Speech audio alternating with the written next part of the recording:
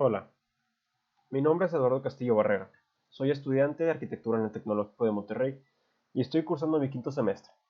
Este video es un conjunto audiovisual en el cual recopilaremos los conocimientos que he adquirido a lo largo de la materia de Historia de la Arquitectura y Ciudad 2 y los explicaré a detalle para el público en general. Espero este video sea de agrado del o la espectador. Primer tema: Arquitectura Islámica del Medio Oriente. Como contexto sociocultural, para iniciar este tema, es bueno comentar respecto al contexto sociocultural del Islam en el Medio Oriente entre los siglos 7 y 12. El Corán es la palabra de Dios para el Islam, Alá siendo el Dios y Mahoma el profeta. El Islam es difundido por Mahoma a principios del siglo 7. Arabia fue la cuna de las tribus nómadas semitas, y debido a ellas, el Islam fue divulgado desde Persia a España y de Egipto a Sicilia. Hablando sobre la vida de Mahoma, sus padres murieron cuando era muy joven, dejándolo en cuidado de su tío, quien fue un mercader famoso en la Meca. Ya que Mahoma se hizo más viejo, se casó con una viuda de grandes recursos económicos, y gracias a esto, se le dio el rango de comerciante en la Meca.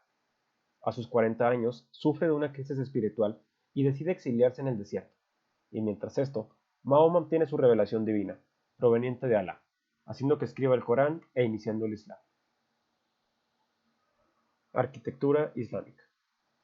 En los principios del Islam, su arquitectura fue simple, hecha a partir de barro y de tierra, pero al pasar los años, diferentes elementos, métodos y técnicas fueron implementándolas, creando lo que conocemos como la arquitectura islámica. Entre los materiales más recurrentes utilizados por esta arquitectura podemos encontrar: número 1, los ladrillos; número 2, los sillares de piedra; número 3, la madera; número 4, las tejas de barro; y número 5, los mosaicos de cerámica.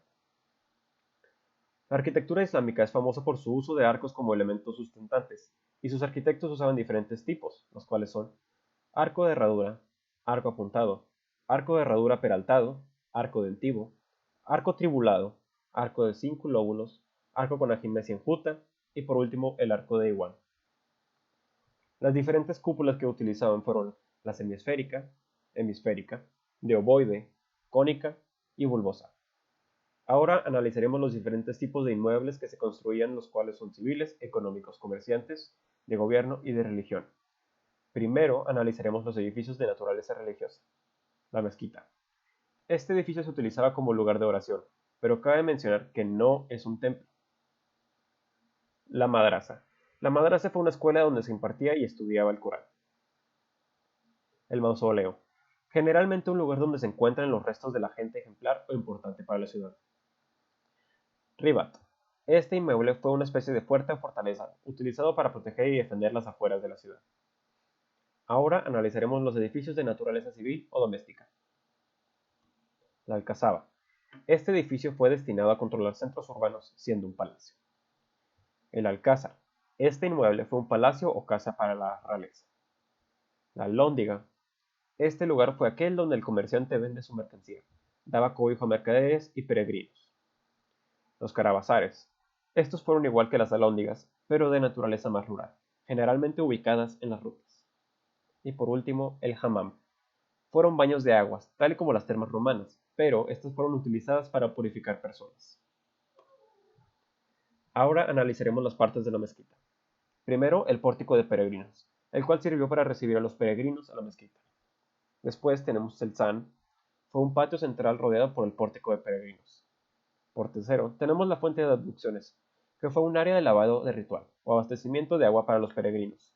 Y por último tenemos el minarete o alminar, un derivado del campanario, emitía el llamado a la misa y también fue usado como torre de observación. Hablando de las mezquitas, existían 4 tipos de estas, las cuales fueron: de Iwan, una mezquita con Iwan en su entrada, el cual se desarrolla en un torno a un centro; de bloque, fue un conjunto de mezquita y mausoleo funerario; resumido, una mezquita con una tumba dentro de ella. Por tercero, tenemos a la otomana. Esta mezquita sale del modelo tradicional debido a que la iglesia de Santa Sofía en Constantina, ya que estuvo bajo la influencia del imperio posterior bizantino. Y por último, la mezquita hipóstina. Precede de la basílica paleocristiana, con planta rectangular sustentada por arcos y columnas grecorromanas, utilizando tapetes y techos de madera. Tema número 2. Arquitectura prerrománica. Como contexto sociocultural, este periodo ocurrió desde la caída del Imperio Romano hasta la Alta Edad Media, de los siglos IV al siglo X. Hubo distintas sociedades de personas, las cuales son los francos, sajones, vándalos, visigodos, suevos, ostrogrados y lombardos, y tras la caída del Imperio Romano se difunde el cristianismo. Reino de los visigodos, una civilización que primero llegó a Roma, después a Galia. Conquistaron parte de Francia y también la península ibérica, y aquí es donde sucede la transición al estilo prerrománico. Fue una civilización que profesaba el arrianismo, una religión en la cual se venera a Dios, quien es divino, cuando Jesús no lo era. Arquitectura visigoda. La arquitectura visigoda era puramente religiosa, en la cual principalmente se construían capillas e iglesias. Se utilizaba la piedra caliza y las columnas de piedra o de ladrillo para edificar los muebles. Utilizaban sistema de aparejo de soga y tizón. Desarrollaron extensamente su planta acompañada de extensas decoraciones interiores y finalmente implementaban sus edificios con bóvedas de cañón o de arista. En el espacio de la arquitectura visigoda se implementaban las plantas de cruz latina y la rectangular. Contaban con un diaconicón, una prótesis y se agregaba un arco triunfal en las zonas de entrada principal y en los nártex. Siguiente tema, arquitectura asturiana. Después de la invasión musulmana, algunos españoles se retiran del territorio, pero otros se quedan. En este punto surge el reino de Asturias, el cual es antecedente al reino de León. El estilo prerrománico asturiano floreció bajo el mandato de los reyes de Asturias, quienes fueron Alfonso II, Ramiro I y Alfonso III. Características arquitectónicas de la arquitectura asturiana. Se utilizaban dos tipos de planta, la basilical y la rectangular. Sus iglesias contaban con un ábside exterior cuadrado. Utilizaron los arcos de medio punto o de medio punto peraltado. Implementaban el uso de las bóvedas de cañón o de arista. Y en este estilo es donde primero observamos el uso de los contrafuertes, los cuales se usaban para hacer iglesias altas. Los capiteles utilizados por este estilo fueron el corintio, el bárbaro y el historiado. Y por último, vemos el uso del iconostasis, un muro que contaba con iconos que separaban el presbiterio de la nave principal. Siguiente tema, arquitectura mozárabe. Este periodo arquitectónico se divide en dos fases. El primer periodo, en el cual los cristianos que están dominados bajo el poder árabe cumplen las leyes del Islam, pero profesan una religión católica. El segundo periodo es el del mozarabismo, en el cual los árabes pierden poder y debido a esto, los cristianos se rebelan, decidiendo trasladarse a la tierra de León y de Castilla. En características arquitectónicas, este estilo utiliza el arco mozárabe, con afis y enjuta, al igual que se usaba en la planta basilical de tres naves o de cruz griega. Siguiente tema, arquitectura carolingia. En este periodo la superpotencia era el imperio del emperador Carlomagno, que sirvió como antecedente a la arquitectura románica, abarcando la Edad Media temprana y recibiendo influencias de las arquitecturas bizantinas, paleocristiana y la grecorromana. En este periodo se inició el feudalismo, y la sociedad estaba dividida entre nobles, clérigos y campesinos. Arquitectura románica. El término románico es utilizado para designar a las arquitecturas cuyos rasgos característicos son los arcos de medio punto, bóvedas y columnas, son semejantes a la arquitectura de Roma. Entre sus influencias, reúne las distintas tendencias de la temprana Edad Media, donde prevalecieron el estilo prerrománico, carolingio y el otomano.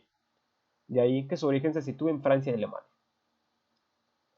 Esta arquitectura tiene un estilo multiforme, conglomerado de numerosos componentes regionales, reflejo de la desmembración política de los reinos europeos.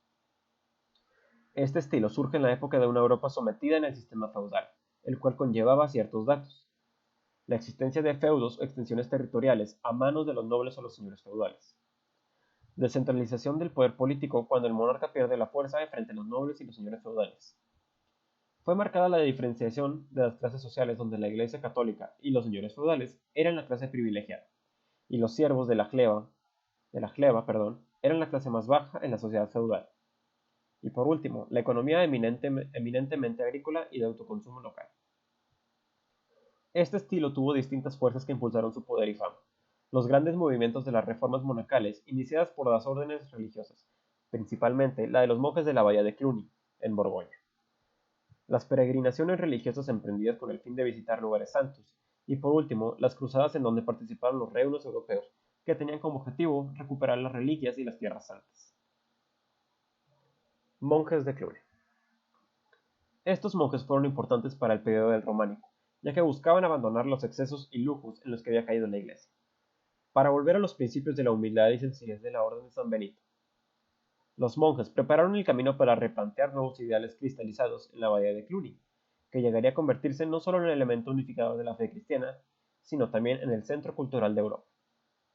Los monjes cluniacenses organizaron peregrinaciones que partían de cualquier punto de Europa a lugares santos como lo fueron Roma y Santiago de Compostela, y en estas peregrinaciones construyeron casas para los fieles en las rutas de peregrinación y en este sentido colaboraron con la internacionalización del arte románico. Arquitectura románica en Francia. El territorio de Francia durante el periodo románico estaba dividido por una serie de reinos, ducados y condados, sin la existencia de un poder centralizado. En este periodo se desarrollaron focos artísticos en el territorio de Francia, haciendo que surgieran las escuelas arquitectónicas que crearon formas características que se fueron transfiriendo a las regiones próximas. Hubo 6 escuelas románicas de la arquitectura, las cuales fueron: la primera es Provenza. Se basaban en la construcción de edificios sencillos, apegados a la tradición romana, en las cuales se construyeron de grandes piedras en lugar de sillares pequeños. Sus naves laterales sirven de contrafuertes a la nave central, y para hacer más presión sobre las bóvedas son de sección de medio cañón. Por último, se utilizaban los cruceros, que eran torres o cimborrios por donde penetra la luz. Algunos ejemplos de edificios de esta escuela son la Catedral de Spira, la Catedral de Maguncia y la Catedral de Worms. La siguiente escuela es Auvernia. Construían iglesias de salón con 3 naves, con una girola que rodeaba el ábside. Las naves centrales eran de 2 plantas, una inferior que estaba cubierta con el uso de bóvedas de arista, y la planta superior, que podía ser la tribuna, cubierta con una bóveda de medio cañón. En los exteriores de estas iglesias, las fachadas se decoraban con arcos de grandes dimensiones, hechos con piedras de distintos colores. Ejemplos de iglesias procreados por esta escuela son la Catedral de Puy y la Catedral de Notre-Dame-le-Grand-de-Poitiers. La siguiente escuela es Aquitania. Construían iglesias de una sola nave con cúpulas sobre pechinas apoyadas en los pilares. Ejemplos de esta escuela son la Catedral de Angulema y la Abadía de Fontevraud. La siguiente escuela es Borgoña. De esta escuela surge la arquitectura benedictina cluniacense, en la que las iglesias que pueden ser de 1 o 3 naves. Se les zona de ellas bóvedas de arista con arcos diagonales llamados aristones. Ejemplos de esta escuela son la Abadía de Cluny III, la Catedral de Autun y la iglesia de Santa Magdalena de Vézelay. La siguiente es Dominio Real o el territorio de la France. Bajo esta escuela, las iglesias construidas eran de 3 naves con girola y contaban con capillas absidiales. De esta escuela surgió la iglesia de Saint-Benoît-sur-Loire. La siguiente y última escuela es la de Normandía. Esta escuela edificaba iglesias que contaban con 3 naves de gran altura. Cada una contaban con ventanales para proveer la iglesia de iluminación y la nave central era la más alta de las 3, permitiendo la apertura de ventanas. Ejemplos de esta escuela son las iglesias de Saint-Étienne, Trinité y Mont-Saint-Michel. Las iglesias de peregrinación. Estas iglesias son las primeras abovedadas en Francia. Son las que conservan en su conjunto las características más representativas del románico. Eran las iglesias de planta basilical de gran tamaño, teniendo 3 o 5 naves, conteniendo un transepto de 3 crujías, de las cuales salen absidelas ubicadas al este. De la girola en torno al ábside salen varias capillas dispuestas en forma radial, y por último, notamos que se utilizan pilares como apoyos para separar las naves y se desarrollan galerías de triforio por encima de las naves laterales. Arquitectura románica en Inglaterra. El estilo románico inglés se le llama normando o anglo-normando, por la doble influencia que obtuvo. Construían iglesias de planta basilical y fortalezas o castillos. Las iglesias tenían plantas de gran longitud, que contenían ábsides cuadrados.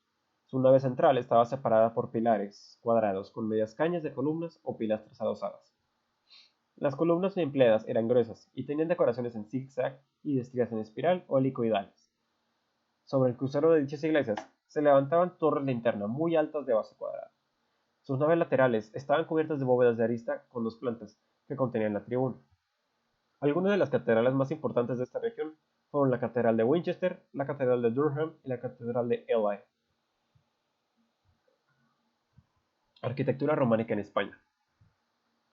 Esta región otorgó la iglesia de peregrinación más importante en toda España, siendo las que se encuentran en Santiago de Compostela. Sus detalles arquitectónicos son: uso de planta de cruz latina de 3 naves, uso de nave central cubierta con bóveda de cañón y laterales con bóvedas de arista, un ábside con girola y 5 capillas radiales, triforios sobre las naves laterales y torres altas a cada lado de la fachada principal. Esta región tuvo influencia árabe, recibiendo un tratamiento decorativo en algunas partes del edificio, tales como marcos de pórticos, arquerías de transepto, una rica configuración interior y exterior en la torre crucero. El cimborrio contaba con numerosas aberturas, cornisas y torrecillas, cuyo conjunto se cubre con tejas de piedra en forma de escamas. Arquitectura románica en Italia. En este país, cada región adquirió características locales en su arquitectura, una en Lombardía, la cual tuvo influencia alemana y francesa, otorgando iglesias como la iglesia de San Abbondio de Como y la iglesia de San Cesón de Verona, la otra región siendo la de Roma y Venecia, la cual tenía una influencia bizantina y grecorromana. Dentro de esta región, sus iglesias eran de planta basilical de una o tres naves. Faltaban con frecuencia el transepto, la girola con capillas absidales y las abundantes torres del románico francés y alemán, las cuales sí estaban presentes. También las torres eran de tipo campanile. Se buscaba aligerar el volumen mural mediante el empleo de arcos que lograban un juego de luces y sombras en las fachadas. La zona superior del muro de fachada aparecía como un elemento superpuesto. Contaban con una sobreposición de triforios y galerías altas. Empleaban arcos lombardos en las fachadas y, por último, las fachadas eran generalmente más anchas que altas. Arquitectura románica en Alemania. El antecedente de la arquitectura románica en este país se encontraba en los periodos del Carolingio y el Otoño. Entre sus características generales de su arquitectura encontramos que las iglesias eran de planta basilical, siendo las más abundantes en el Imperio Germano. Eran de plantas de una, tres o cinco naves, cubiertas con techos planos o bóvedas de cañón o arista. Las naves estaban divididas con hileras de columnas o pilares con capiteles corintios, bárbaros o historiados, creando un ritmo. Algunas iglesias poseían dos ábsides, y en la parte exterior se abrían usando absidiolas. Los dos ábsides aparecían contrapuestos y dan origen a los transeptos. En el ábside, el altar se desarrollaba con una girola, y en el otro se dispone el coro. En ciertas iglesias se desarrollaba un doble coro, y las entradas se encontraban en las fachadas laterales. Arquitectura cisterciense. Este estilo de arquitectura sirvió como antecedente a la arquitectura gótica. Sucedieron tras las primeras oposiciones a la arquitectura románica, dadas a partir de la Orden de San Benito, que fue realizada por monjes del monasterio Cister. La Orden de San Benito buscaba pegarse a una vida de austeridad, estando en contra del abuso de poder y enriquecimiento de las órdenes de clon. Sus detalles arquitectónicos son que son construidas con simplicidad, sin escultura, sin pintura. Utilizaban vidrio transparente en las ventanas, sin torres de gran altura, sin campanarios de gran altura. Todas las iglesias deberían estar dedicadas a la Madre de Dios. Las puertas eran pintadas de blanco. El claustro se localizaba en el costado sur o norte de la iglesia, teniendo uno o dos niveles de galería de arcos, los cuales eran colocados de 2 en 2 o de 3 en 3. Y por último, en torno al claustro se localizaban diferentes dependencias de la iglesia. Existían dos tipos de iglesia en la arquitectura cisterciense. El primer tipo construía iglesias de planta basilical con tres naves y un transepto. Contenían un ábside semicircular con girola y capillas absidiales. La nave central se cubre con una bóveda de cañón o de arista, y las naves laterales tenían bóveda de arista, y por último, las capillas absidales estaban cubiertas con bóvedas de arista. Y el segundo tipo, estas iglesias eran de planta cruz latina, contando con un ábside rectangular. Las naves eran cubiertas con bóvedas de cañón y de arista, y encontramos arcos torales que refuerzan las bóvedas, apoyándose sobre pilares de columnas adosadas. En cuanto a ambos tipos, los elementos resaltantes eran el uso de una torre octogonal sobre el crucero, y que las entradas están decoradas con archivoltas de molduras simples. Y por último, el puro estilo gótico y cisterciense se diferencian constructivamente ya que al cisterciense le hace falta el uso de los contrafuertes. En Borgoña y Francia se empieza a manifestar la transición del románico al gótico, con las primeras formas de arcos apuntados y bóvedas de crucería. Pero las iglesias cister representaron la transición al siguiente estilo utilizando las bóvedas de crucería. Arquitectura gótica. Hay distintas formas que son características de la arquitectura gótica, y las más prominentes son el arco ojival. Las puertas y ventanas lucen el arco apuntado, logrado en el diseño por dos tramos de circunferencia de distintos centros y cruzados en la parte superior. A este arco se le conoce como ojival y por extensión al estilo gótico también se le conoce por este nombre. La columna. Muy alta, como sujeta a una incontenible fuerza ascendente. A veces está aislada o agrupada en haces, arrancando de bases geométricas, enriquecidas plásticamente con adornos y figuras rematando en capiteles multiformes. Cornisas. Según las épocas, las cornisas pueden presentar aplicación de festones y alargar guirnaldas de hojas. Las gárgolas. El desagüe de la lluvia caída sobre los techos se realiza por medio de canales dotados de vertederos que alejan de los muros del edificio. Los rosetones. Son grandes aberturas circulares insertadas en las fachadas a media altura y cubiertas con vitrales de colores parecidos a los ventanales de las fachadas laterales. Los tímpanos. Presentan formas geométricas que evocan a los frontones de los templos griegos. Las torres. Las torres colocadas a ambos lados de la fachada principal desempeñaron un papel preponderante, pues eran los elementos de remate vertical al ser coronados con altas flechas o agujas. Y con esto tenemos los pináculos. Son agujas verticales colocadas sobre los contrafuertes, con el propósito de darles mayor peso y estabilidad a estos. Los arbotantes son arcos proyectados desde los contrafuertes exteriores hasta los muros de los mayor, para apuntarlos y aligerar el peso de las bóvedas. Los ventanales. Los ventanales constituyen el soporte técnico de los vitrales. En esto se ilustra la vida de los santos o episodios de las Sagradas Escrituras. También este uso o elemento recibe el nombre de tracería. Y por último elemento, tenemos a los contrafuertes y los arbotantes. Los contrafuertes son elementos arquitectónicos colocados en el exterior de los muros laterales de la catedral, destinados a sostener y equilibrar los empujes de las bóvedas. Arquitectura gótica en Alemania. Hasta mediados del siglo XII, el gótico alemán presenta tres tendencias que lo diferencian de los demás países. Estas tres siendo el uso de iglesias de tres naves de una sola altura, o Hallenkirche, iglesias muy oscuras en el interior, como lo son la Catedral de Ratisbona y la Catedral de Friburgo. Número 2. En la región meridional predomina la influencia francesa, teniendo altas torres que terminan en agujas con profusión de detalles decorativos semejantes a la filigrana, como lo es la Catedral de Colonia. Y número 3. En la región del Báltico se muestra una sencillez formal y la peculiar utilización del ladrillo, tal como lo vemos en la Catedral de Lübeck. Gótico en Inglaterra. El estilo gótico en Inglaterra está en tres distintos periodos, cada uno teniendo sus propios detalles y elementos arquitectónicos. El primero es el Early English. Este estilo gótico presentó innovaciones en la disposición de la planta, agregando doble transepto y ábside cuadrado, teniendo en la fachada un muro pantalla que no guarda relación con el espacio interior. La iglesia tenía forma volumétrica rectangular, enmarcada por torres de la misma altura, siendo colocadas a los dos lados de la fachada principal, dejando al pórtico que apenas sobresale. Este periodo implementó el uso de bóvedas muy complejas como cubiertas, de tipo de crucería, de abanico y estrellado. Y por último, ejemplos de edificaciones provenientes de este periodo son la Catedral de Lincoln, la Catedral de Canterbury y la Catedral de Wells. El segundo periodo es el Decorated Styles. Hacia el siglo XII, las iglesias tienden hacia una sofisticación, apareciendo en esta época en el arco conopial. Este tipo de arco provocó una definición más dinámica del espacio y condujo en el siglo XIV la aparición del gótico decorado. Ejemplos de edificaciones provenientes de este periodo son la Catedral de Ely, la Catedral de York y la Catedral de Exeter. Y por último periodo tenemos el gótico perpendicular. Este periodo se caracteriza por la simplicidad del desarrollo de la bóveda de abanico, que llegaría a formar con el tiempo las bóvedas estrelladas. Ejemplos de edificaciones provenientes de este periodo son la Abadía de Westminster, el King's College en Cambridge y la Capilla del Castillo Windsor. Arquitectura gótica en España. Existen monumentos de transición al gótico que muestran reminiscencias románicas o influencias musulmanas que dieron origen al estilo mudéjar. La predilección por los recintos exuberantes y el empleo de abundante ornamento se convirtieron en un rasgo característico del gótico en España.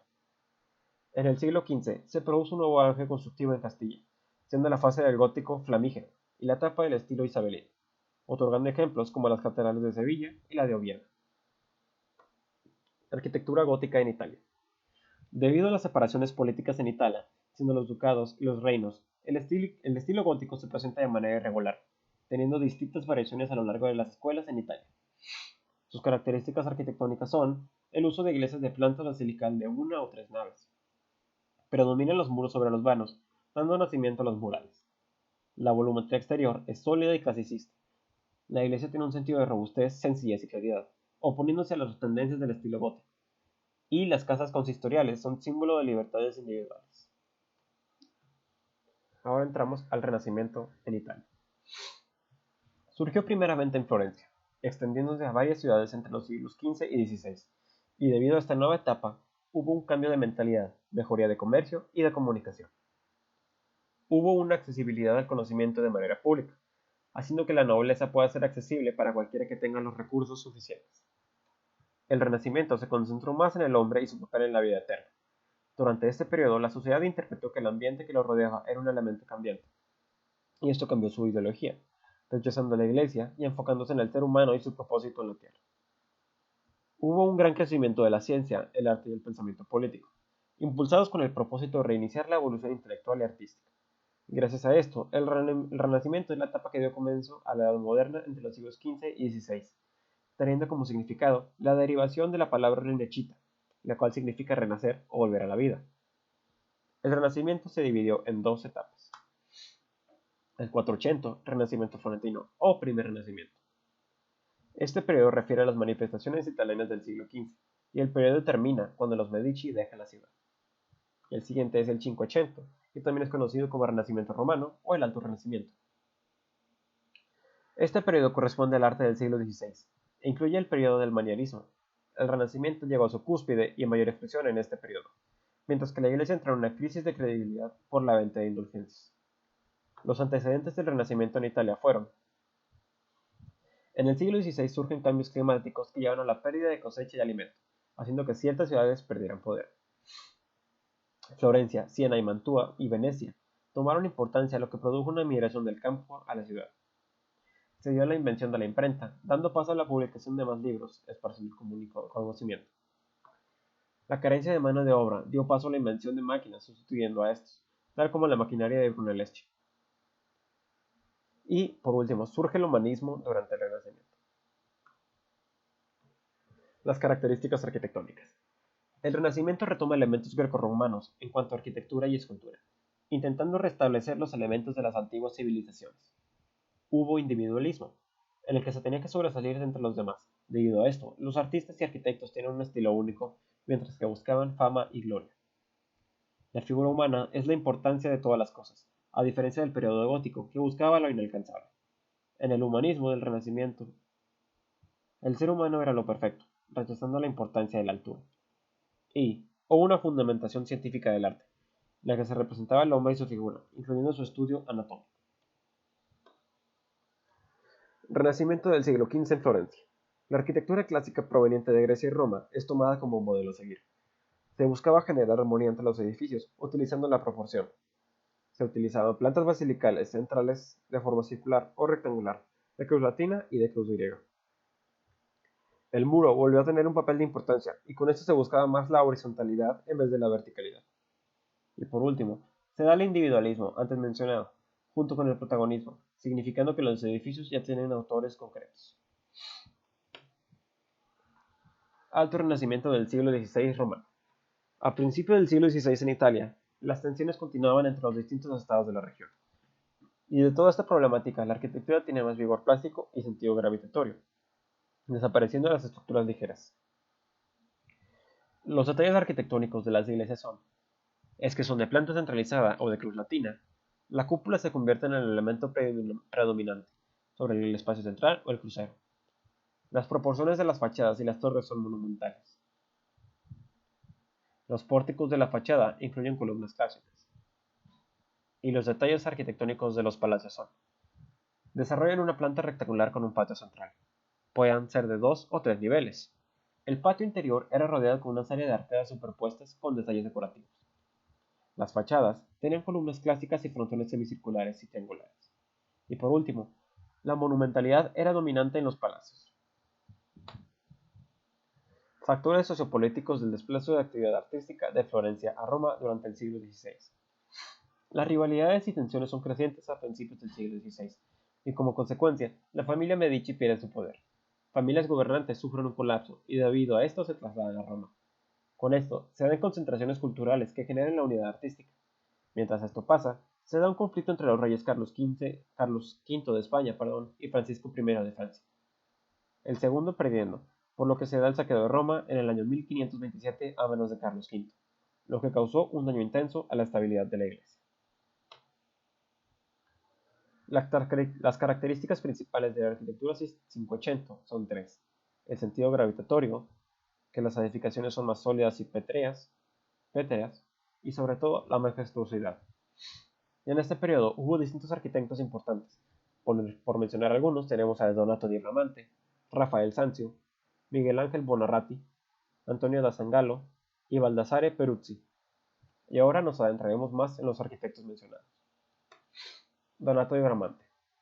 Este arquitecto inicia su vida en la pintura, introducida por su padre, pero en el año 1482 se muda a Milán, comenzando su vida como arquitecto, terminando en Roma, donde sus obras evolucionan a un estilo monumental y austero. Algunas de sus obras son la iglesia de Santa María Presso San Sátiro, la iglesia de Santa María de la Gracia y el tempietto de San Pietro en Montorio. Rafael Sanzio.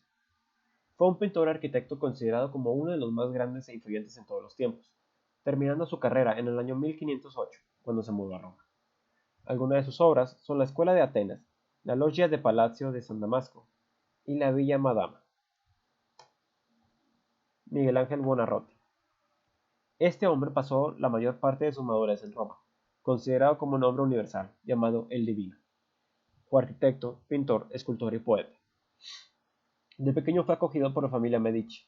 Después trabajó en el taller de Domenico Ghirlandaio, manteniendo una estrecha relación con Lorenzo el Magnífico. Como arquitecto, desarrolló el proyecto original de la Basílica de San Pedro y sus ábsides y capillas, y como un elemento propio, él utilizaba el orden gigante de la fachada.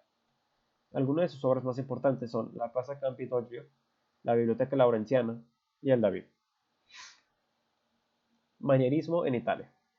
El periodo del manierismo funcionó como el punto intermedio entre el Renacimiento y el Barroco, una transición.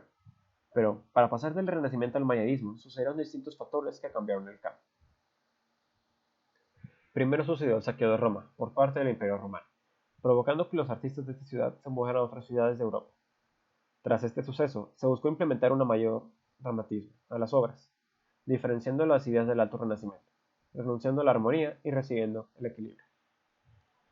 En estos tiempos, los grandes artistas y arquitectos del Renacimiento empezaron a fallecer, dejando las riendas a sus sucesores, quienes se basaron en sus maestros para crear nuevas obras, significando que no se buscó un nuevo estilo propio, haciendo de su trabajo un amaneramiento.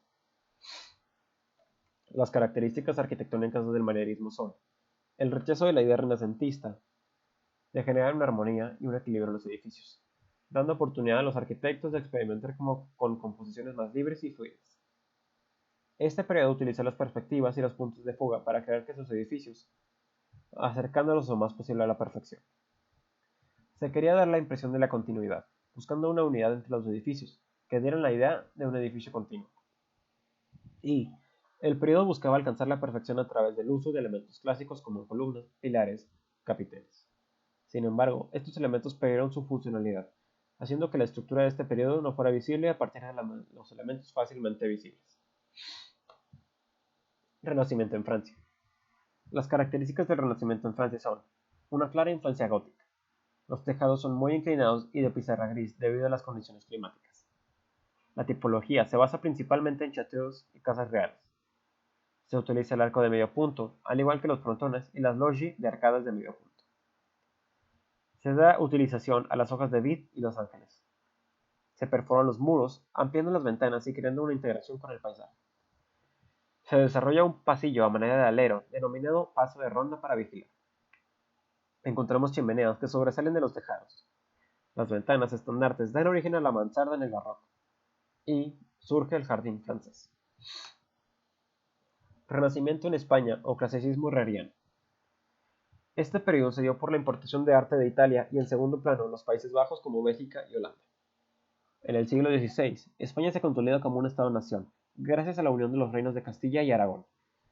Pero el Renacimiento no se dio de manera uniforme, dándose de maneras irregulares en las distintas regiones.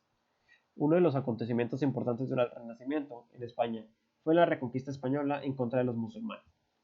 También se da el descubrimiento de América, que aumentó los dominios y las riquezas de España, dando a España el título de una potencia colonialista. Y por último, se dio un crecimiento no solo artísticamente, sino también en uno de las ciencias y la filosofía. El Renacimiento español se da en dos periodos distintos. El primero es el periodo del Plateresco, el más predominante en tiempo. Coincidiendo con el reinado de Carlos V, se le da este nombre debido a los motivos decorativos de las fachadas de la época. La decoración de este periodo consiste en el uso de blasones, escudos heráldicos y emblemas de la realeza. El segundo periodo es del herreriano, iniciándose con el dominio de Enrique II, donde se reciclaba, remodelaba y se actualizaban los edificios antiguos, agregándoles elementos de distintas etapas, e intentando mantener una tradición. Nueva España, México y la arquitectura civil y religiosa. Tras la conquista de América, se consolidó Nueva España, buscando proporcionar la evangelización cristiana junto con la introducción de valores occidentales. Las primeras obras novohispanas tuvieron elementos de los locales, donde se mezclaban símbolos de antiguas creencias locales con los de la nueva fe. México surgió como una nueva nación en el siglo XVI, con aportación india y española en la sangre. Durante este periodo existía un gobierno virreinal cuyos objetivos eran guardar el orden de la Nueva España, evitar revueltas entre las civilizaciones locales y controlar el comercio hacia España, y por último, establecer leyes para controlar el estilo de vida y el comercio. Los gobernantes se encargaban de evangelizar a los locales, al mismo tiempo que instituían leyes religiosas, al igual que la repartición de tierras, ejidos, comercio y demás. La sociedad de Nueva España estaba conformada por peninsulares, criollos, mestizos, nativos y negros y mulatos. Se instruyó una religión católica totalmente, enseñando los caminos de esta religión para los nativos de América. Se les enseñó también la habilidad de la lectura y la escritura, pero todo relacionado al tema religioso, convirtiéndolos en fieles seguidores de la religión. Por último, un detalle importante. Es importante mencionar que todas las edificaciones prehispánicas fueron destruidas a manos de los conquistadores. Las características arquitectónicas de esta nueva tierra son que se construyeron alrededor de 20.000 templos, al igual que cerca de 30 catedrales construidas bajo el mandato de la Iglesia Católica, utilizando la mano de obra de los nativos. Las capillas abiertas fueron de los rasgos más llamativos de la Nueva España, las cuales combinaban elementos góticos y renacentistas, mezclándose con elementos mudéjares. Por último, mencionaré detalles de la arquitectura civil de esta tierra, a manos de los conquistadores. Estos levantaron construcciones modestas del tipo defensivo, con el mero propósito de defender las tropas españolas ante la invasión de los nativos. También la actividad constructiva española a principios de la colonización influyeron en la construcción de casas, edificios de gobierno, hospitales, escuelas, iglesias y monasterios, recibiendo estilos importados desde España, ya fueran esos del plateresco, el herreriano, el mudéjar o el gótico. Gracias y esto ha sido todo por mi presentación de historia de la arquitectura y de la ciudad